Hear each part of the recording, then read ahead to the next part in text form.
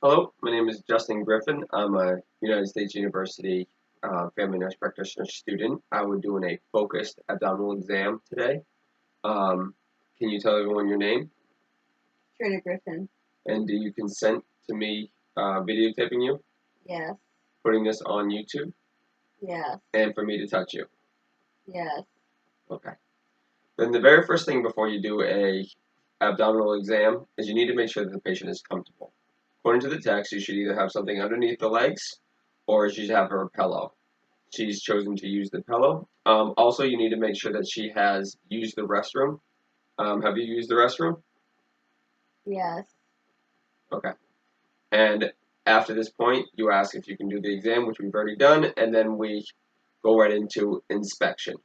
So, in inspection, we're going to look at the abdomen and check for color, any discoloration such as jaundice or sclera or something going on with her eyes, like icterus. Also, you want to look for any scars, any striae, any peristalsis or um, pulsating. Um, and with hers, there is none of that. She doesn't even have any excess hair or something like that that's growing abnormally. So the inspection is normal. After that, you want to do auscultation. So there are a couple areas we're going to auscultate. First, you want to check each quadrant. So you have the right lower quadrant, right upper quadrant, left upper quadrant, and left lower quadrant. You want to listen to them for 5 minutes. For the sake of this exam, we're not going to do it for that long. We are going to check for vowel sounds, but we're just not going to do it for 5 minutes apiece. Put this on.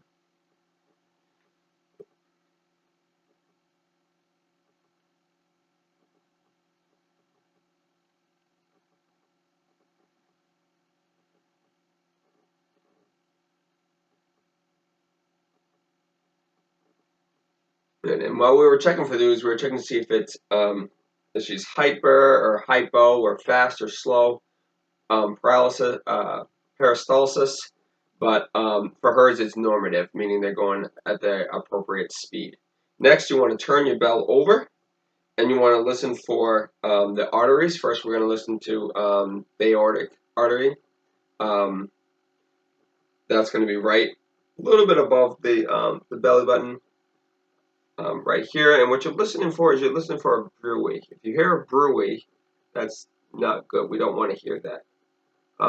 Then right to the side, a little bit downwards, you're going to do the renal arteries, one on each side. Also checking for bruits, 1 and 2. Right below that, you're going to check for the iliac arteries, one on each side, 2, and no bruits there. And then lastly, you're going to check the femoral. But make sure before you start checking the femoral is you let them be aware that you're going to touch them near their private area. You're not going to touch their private area, but you're going to be close. So just let them have a little heads up. Touching here, no bruit. Touching on the other side, no bruit. Good. Then what you're going to do is you're going to turn it back over and you're going to listen to the liver. You're going to check for a liver or hepatic friction rub. So you just kind of push it here. Sorry if it's cold. Deep breath. Good. And then you're going to do the same thing on the other side. Checking for a spleen. See if there's any rubs or bruises or anything going over there. And those are all normal at that point in time. So after auscultation, we're going to go forward and we're going to do percussion. So you're going to check for tympany and dullness in each of the 4 quadrants. Then you're going to check where the placement of the spleen is and where the placement of the liver is. Also, we're also going to tap over the bladder to see if that's tympany or has dullness. You want it to have tympany. So first in all 4 quadrants, tap. Tympany is a good sign. When you tap the right upper quadrant, you might feel some dullness on the bottom of the ribs. You're going to feel that's actually the borderline of the liver, but we'll get back to that in a second. On the left upper quadrant, you should feel some tympany. And again, while you're doing this, just know any kind of dullness that probably shouldn't be there. Over top of the bladder, we're checking here. Now, Timpani is what you should hear. If you don't hear Timpani, it could be a mass, or it could just be that their bladder's full. How's that feel? Fine. Good. Next, we're going to go back to the belly button over to the side of the, and then you're going to start tapping going up. And what we're doing here is we're starting to find where the edge of the liver border is. So we're going down the mid-clavicular line on the 10th intercostal space here. One there, and going up. So we mark it here.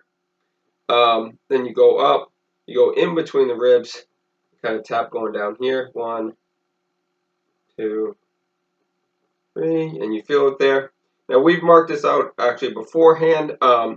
Hers is 4.5 centimeters. A normal one is between 4 and 7. So she's in the normal range of a liver.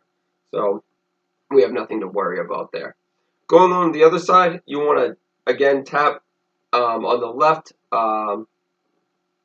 mid-clavicular line here, trying to palpate to see if you can palpate or percuss a splenal border. You don't want to be able to do that. If you do that, then it's splenomegaly, and then we go look for other things. Same on the side. And these are all normal. You couldn't feel it. She's doing well there. Next, we're going to go into palpation. Now, you don't want to palpate an area that you know is already sore. You can save that kind of to the end. But right now, you don't have any soreness that you're aware of? No. No. So she's fine.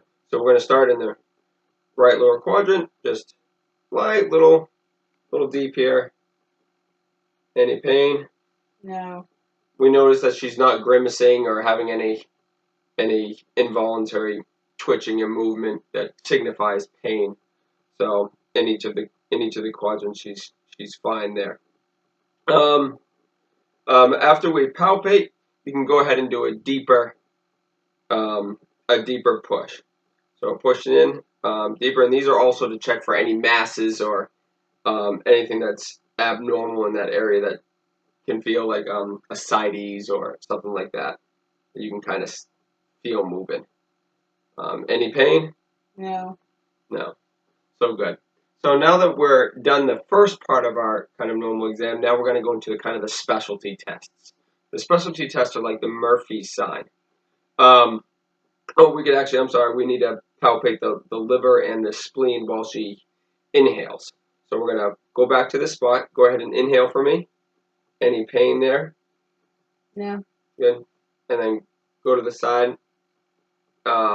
Check the spleen. Go ahead, breathe in. Good. And one more time. And good. And those are all within normal limits. Next, we're going to go back. Like I said, we're going to do these specialty exams. First is going to be the Murphy sign. Murphy sign, we're going to go right back to that right upper quadrant.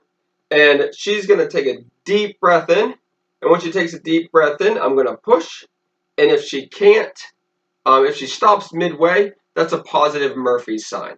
And what a Murphy sign checks for is cholecystitis or gallstones, or inflammation of the gallbladder.